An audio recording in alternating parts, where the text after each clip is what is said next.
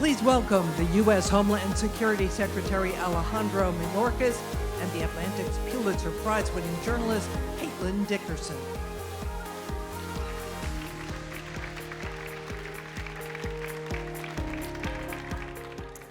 Secretary Mayorkas, thank you for being here today. I know you just told me backstage I could call you Allie, but I want to make sure everybody here knows that so they don't think that I'm being rude.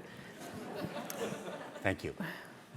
We're nearing the end of 4 years of your tenure as Homeland Security Secretary, and I want to begin this conversation thinking big. If you can really zoom out, if your work on immigration issues were to end with these 4 years and 20 years down the line, you were looking back, what do you think you would be most proud of accomplishing, and what might you look back and wish you'd been able to do? With respect to the issue of immigration specifically, Caitlin, I think that we have transformed the paradigm of migration by building an unprecedented level of lawful pathways for people to access humanitarian relief in a safe manner. We also have changed dramatically interior enforcement in the United States, and I think that is something that does not receive ample attention.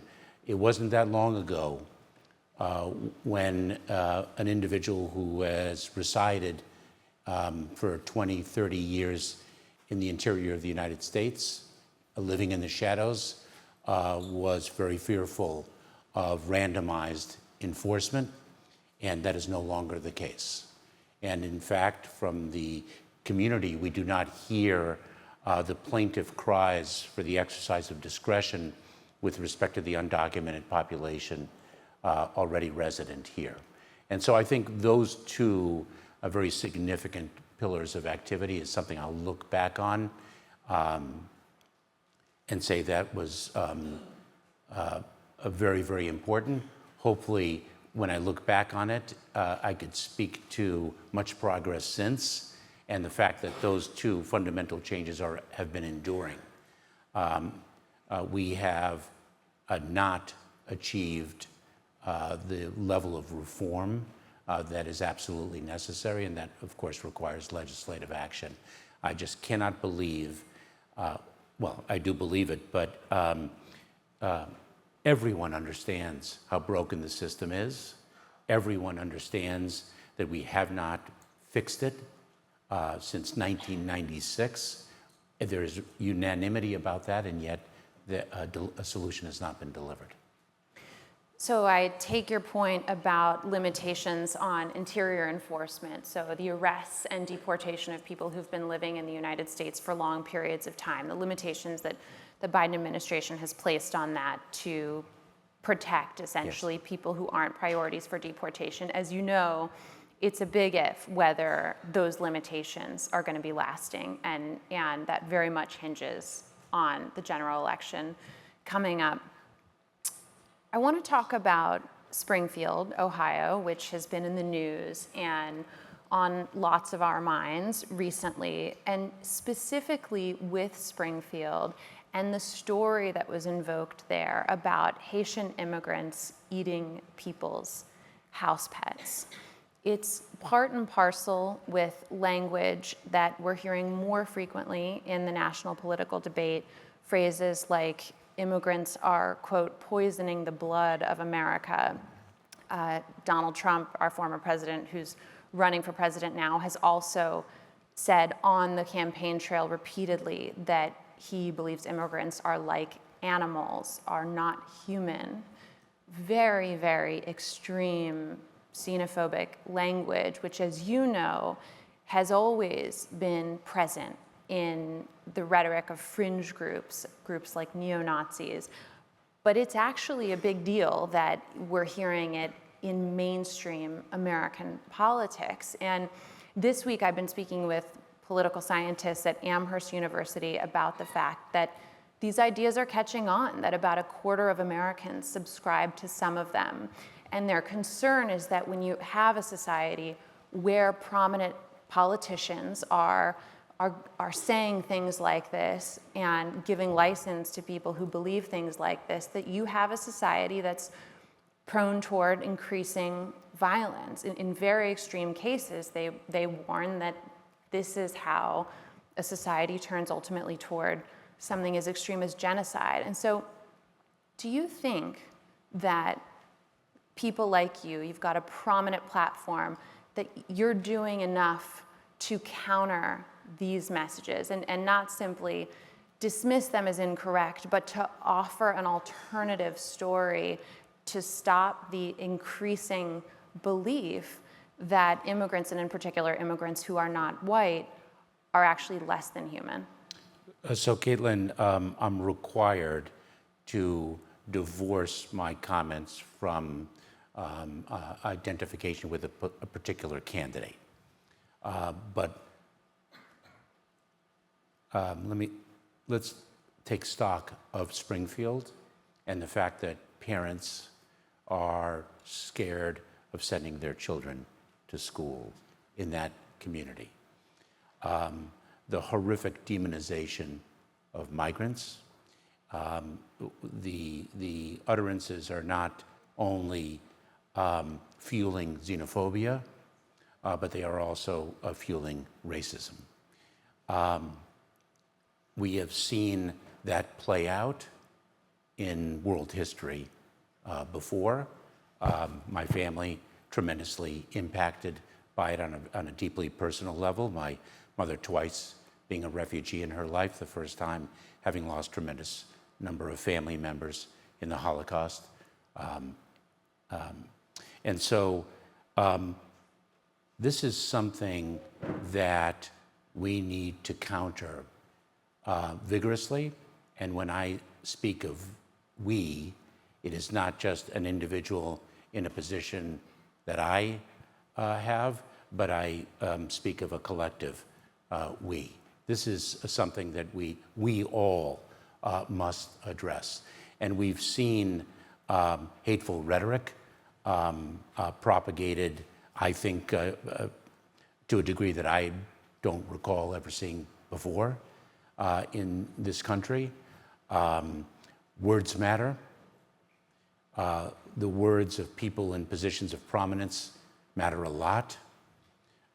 This is fueling a heightened threat environment that is uppermost in our minds from a Homeland Security perspective.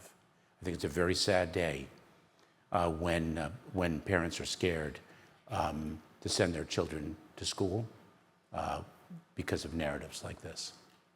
And I think my question is that enough? That we're very concerned that we're in a heightened threat environment, and yet these narratives about immigrants are repeated again and again in places with lots of viewers, lots of listeners, and they're catching on, they're becoming mainstream. Do you think that the response to that has been substantial enough, given that we know through polling that a significant number of Americans actually feel this way? Well, that's not all that we are doing. Of course, we in Homeland Security work with the local community to ensure their safety and security. I've been on the phone a number of times with the governor, Governor DeWine. Our team has been in touch with the mayor. We're working with the school system. We're addressing bomb threats. We're ensuring the safety and security of the children when they go to school. We help in that regard. So we have a number of actions. I have to make sure I remain apolitical by dint of my Hatch Act responsibilities. But counter messaging is very important. Education is fundamentally a critical tool, and so is the power of the vote.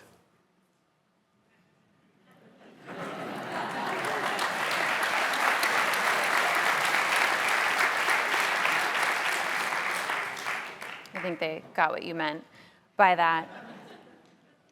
You talked about comprehensive immigration reform and the lack of it. It's a conversation I've been having for a very long time.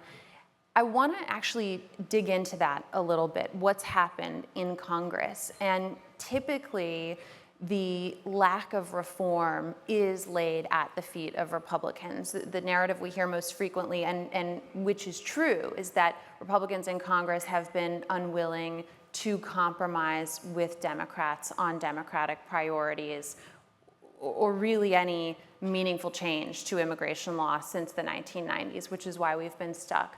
I also, having followed those negotiations very closely, have reported on moments, including under the Biden administration, when Democrats controlled both houses of Congress. And there were discussions of whether things like, whether it be legalizing permanently Dreamers, offering them an opportunity to transition toward permanent legal status, maybe even citizenship. There have been negotiations considering including that in a budget. Reforms to asylum, the same is true. Pathways to citizenship for folks, regardless of their age or whether or not they're a Dreamer, to legalize if they've been in the United States for a long time. And what I've seen is that when Republicans push back, the Democratic leadership has put the idea down pretty quickly and said, okay, we'll get to it later. And then when you look at Republicans in Congress, they've actually been willing to put the entire federal government's budget on the line to push their priorities on immigration. And I'm not saying that that's how governing should be done, but sometimes in this era of extreme polarization, it's the way that governing is done. And do you think that Democratic leaders should face more pressure to hold firm on their priorities? Because after all, the lack of reform, the lack of legislative reform is a big part of why we are where we are today, why the border fluctuations are so pronounced and we have few tools to actually respond to them.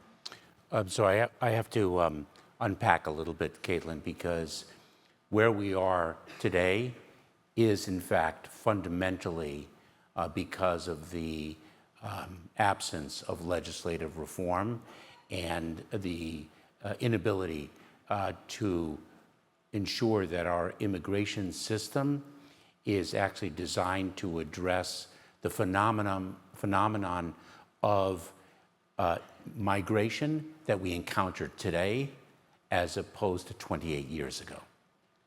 At the same time, the reasons for, and they are plural, for the failure to reform our immigration system are varied. And it is not just a matter of politics and partisanship. We did achieve a bipartisan compromise in the Senate that we anticipated would actually succeed until a solution was not desired because some wanted the problem to persist. But there was a time when I think we could possibly have achieved legislative reform for the Dreamers. Mm-hmm. And I defer to those in the community that know this more closely than do I, but my perception of it was that the community, the advocacy community itself, was quite fractured in the strategy to achieve reform. Some wanted to hang on to comprehensive reform and only advance that for fear that if in fact we took a slice of the reform that was desired, that we would be left with only the slice for too long a period of time, and it was really, we need to go for it all. And there were other voices that said, no, let us get what we can and build momentum. And I think that fracture may have contributed to the stalling of some reform. So I think it's a very complex landscape, politically and otherwise as well, as to the failure of reform. But what a dismal failure. And I will say, I've always taken issue with the term comprehensive. Because I grew up in the criminal justice system. And the criminal justice system is designed, and in a rather fluid way, to achieve the three outcomes of the criminal justice system: punishment, deterrence, and rehabilitation. And we've really failed on rehabilitation, but that's a different subject.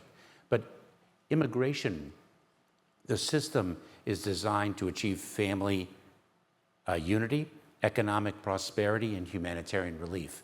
And what I see that I didn't see in the criminal justice system, in the Immigration and Nationality Act, is a complete patchwork of provisions that are sometimes in conflict with one another, because one provision was passed in one administration with a particular perspective, and another provision was passed in a different administration or different Congress with a different majority perspective. And the two clash. When I joined U.S. Citizenship and Immigration Services in 2009, I learned, stunningly, that an individual could be subject to deportation at the very same time that they are eligible for naturalization. And the outcome of their life depended on which office of our agency they were before. Right. So that is a broken system, and that's a broken governance process as well, which we fixed. Okay, so you're talking about the idea of comprehensive immigration reform being maybe unrealistic because it's just too vast, and also you mentioned— It's an understatement. Comprehensive is an understatement. Okay. I would, if I wish we had a tabula rasa. And we won't. And we won't. And you mentioned lack of unity on the left. I wanted to ask you about where the Democratic Party stands on immigration. I've been reading, again, because of the election season, which we know you're not going to comment on, but at the close of this term in office for President Biden, that some analysts believe that the Democratic Party has taken a more punitive approach toward immigration, or moved further to the right than ever before in modern history. I feel like that's a quote I've read in major national outlets at least half a dozen times. So let me ask first. In modern, okay. I have questions about it too. That's preposterous. So please tell me what you think about that claim. And I was going to ask if you did agree with it. You obviously don't. Is it a good thing? I mean, I think what these grand claims are pointing toward is that they see the Democratic Party moving to the right. Talk about whether you think that's true. So there was apparently an opinion expressed that the farthest to the right ever in modern history? Yes, exactly. Yeah. Let us remember where we started in 2001. Let us remember what was happening in the interior. Let us remember how our refugee and asylum system were shut down. We have the highest level of refugee processing that I can remember. We have, I think it's 125,000. We have drawn more people from the Western Hemisphere than ever has been the case. Let us remember that we came in with an asylum system that was torn down. The Immigration Agency of U.S. Citizenship and Immigration Services was on the brink of bankruptcy. We were dealing with families that had been intentionally separated. Children had been intentionally taken out of their parents' arms for the express purpose of deterring other families from migrating and accessing humanitarian relief. Well, you're talking about what happened during the Trump administration, but I'm asking whether the contention has been that the Democratic Party has moved further to the right than ever before, than Democrats ever had before. The most number of instances of extending, granting, redesignating temporary protected status. The program of Operation Allies Welcome, the program of Uniting for Ukraine stood up in emergency situations. The Cuban, Haitian, Nicaraguan, Venezuelan parole program, a lawful pathway that has seen the admission of more than 520,000 individuals from those countries of origin. And how about with regard to asylum? Because I think that's what this analysis is really pointed toward, is limitations on the asylum system. I don't view it as a limitation on the asylum system. I view it as a need to address the asylum process in light of the realities that we are confronting right now. So, you know, when I prosecuted smugglers in the 1990s on the federal level, we were dealing with a coyote or a small group of coyotes, that's how we termed them, a loose affiliation of a few individuals that smuggled individuals, sometimes under the most unacceptable conditions. That is a thing of the past. We used to say that migrants seeking access to the United States can do so, but cannot necessarily choose where they arrive at the border, given the pursuit from which they are fleeing and the persecution. Right now, we are not dealing with individuals or loose affiliations. We are dealing with sophisticated, large criminal organizations that can dictate exactly where the migrants go and when. And you have seen those smuggling organizations in action quite courageously in spending time reporting in the Darien. And for those who haven't, you should read Caitlin's article in The Atlantic. It speaks about what people endure, how they are deceived, and what they are willing to undertake for a better life. We have an obligation, in my opinion, not just from an enforcement perspective, to ensure that there is order at the border, and I do think the American people expect and desire order, but I think it's a humanitarian imperative to cut those smuggling organizations out of the equation. And that does require a different approach to the asylum process. And what we have sought to do, and to a great extent, and I think an unprecedented extent achieved it, is reach the people where they are so they don't have to place their lives and their life savings in the hands of ruthless smugglers. We see so much devastation. You reported on that devastation. We see so much tragedy. And so we have built safe mobility offices in Guatemala, in Colombia, in Costa Rica, in Ecuador, where they are triage centers to reach people where they are so they don't take that dangerous journey. We have built parole programs so we vet people in advance. We are assured of their financial stability when they are here in the United States, and they can fly to the United States in a safe way. I think we need to take a look at humanitarian relief to address the realities that these desperate people confront today, not circa 1996. Okay, so let me just point out for clarity that while literal limitations on access to asylum have been placed under the Biden administration, you're arguing that they've been counterbalanced by opening up pathways that to you seem safer, like they might disempower these smuggling groups, just so the audience understands. And I can continue. Well, there are other reasons why I think it's the correct thing. Mm-hmm. So I'm going to generalize because it depends on the demographic, and so I take a risk of inaccuracy by generalizing. But people arrive at the border and they claim credible fear of persecution by reason of their membership in a particular social group.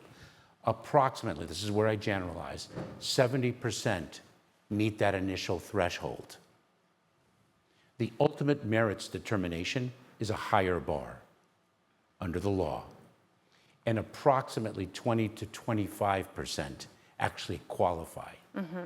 And the time disparity between the initial claim, the initial encounter, and the ultimate merits adjudication is 7 to 10 years. It deserves a gasp. And that is not a functioning system. And so I would posit, as a matter of policy, and some certainly disagree with me, that disparity in the standard needs to be collapsed to a degree. Not entirely, because we want a lower threshold to ensure that we do not return individuals who might indeed ultimately qualify. And let me ask you about... And that time period needs to be shrunk as well.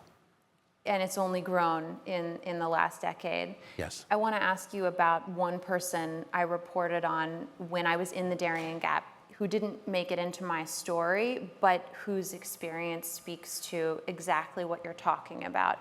You're describing common sense reactions to a broken system that involve opening some doorways and closing others. And I think they sound reasonable to a lot of people in the audience. And the challenge, it's not an easy one, is getting to know the individual people whose lives are impacted by these changes and sometimes don't survive these changes. So a young man, 28 years old, from northern India, the Punjab region, he was Sikh, and he had been targeted by the Indian government because of his religion. His family explained to me that he'd been kidnapped for 2 weeks in 2022, that he'd been beaten in the past, and he collected not just his own family's life savings, but the life savings of several relatives, including relatives living in the United States, to be able to pay for him to get out of northern India.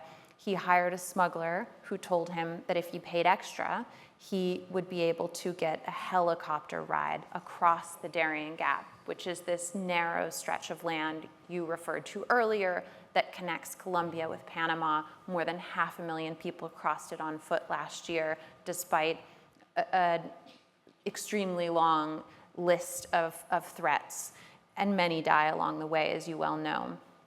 This smuggler's story turned out to be a lie, and this young man, Jagmeet, never made it out of the jungle.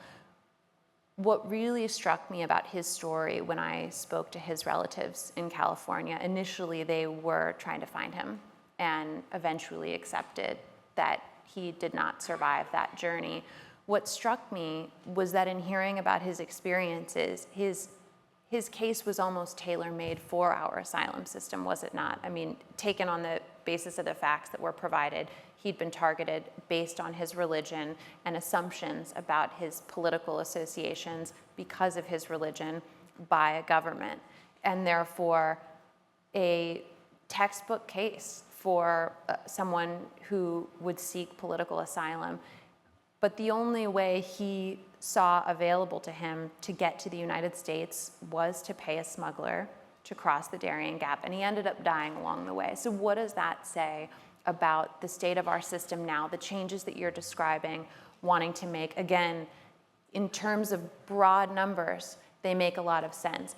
And then when you look at the experience of someone like Jagmeet Singh, they seem terribly insufficient, wouldn't you agree? Caitlin, one of the forces that we have to battle is the disinformation that the smuggling organizations perpetrate. And this individual was misinformed deliberately with respect to how he could access relief from the persecution that he suffered in his home country. That's right, but did he have another option available to him? Yes, he did. What was it? Well, we have a refugee system. And remember, and this is a subject of debate as well, an individual who is fleeing persecution, the goal is to reach a safe country.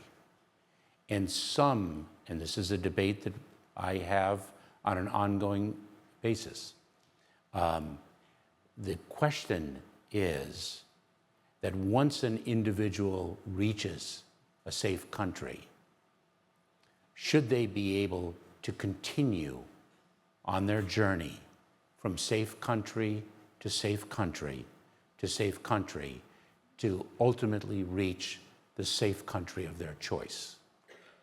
When we are speaking with humanitarian relief, especially when it is acute and urgent, the goal of our system should be to provide that individual with a safe place. And then the ultimate placement of that individual after the exigency has been addressed is something that we need to address collectively in the international forum. Because I will tell you, that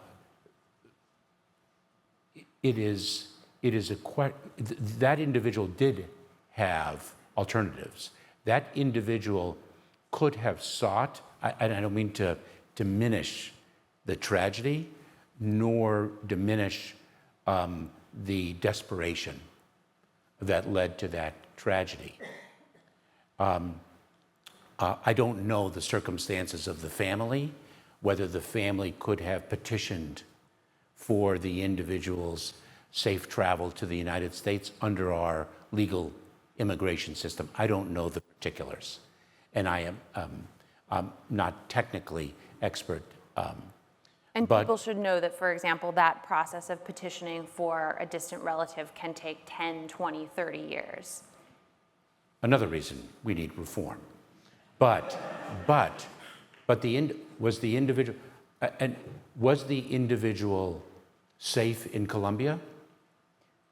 That's a good question. I mean, my experience in Colombia was reporting in a part of the country that's entirely run by the Gulf Clan. There's no presence of the Colombian government whatsoever. In the north, immediately preceding the entry into the Darien, the clans are very, very powerful. The clan is very, very powerful there. But I'm asking, that individual arrived in Colombia.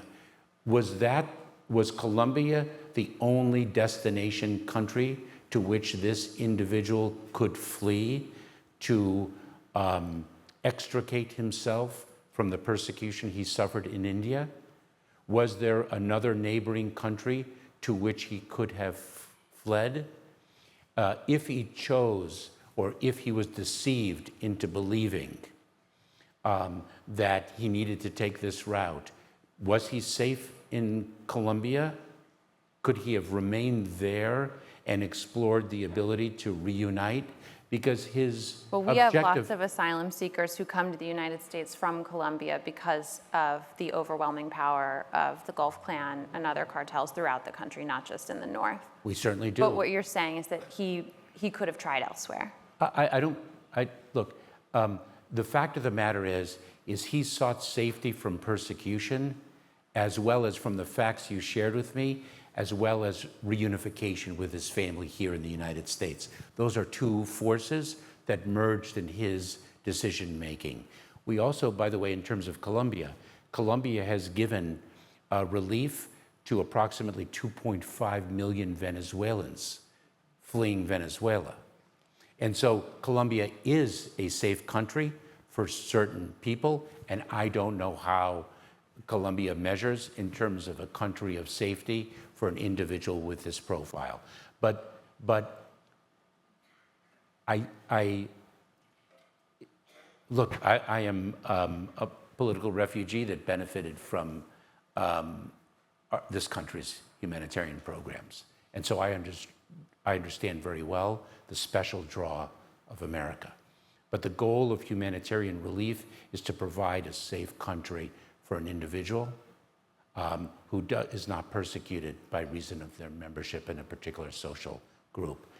Was America the only choice for this individual? Perhaps so, based upon the fact that this individual was imprisoned by the disinformation that the smugglers delivered. I don't know the circumstances. But when we are administering an asylum system, when we are administering a refugee system, when we are administering an immigration system that has many avenues, that is fundamentally broken, that relies on international agreements, one case does not present all of the different factors at issue. I asked you about them because I think there are a lot of people who've experienced something similar, but I appreciate that it's a really complex topic, and we're out of time. So thank you so much. Thank you, Caitlin. Thank you.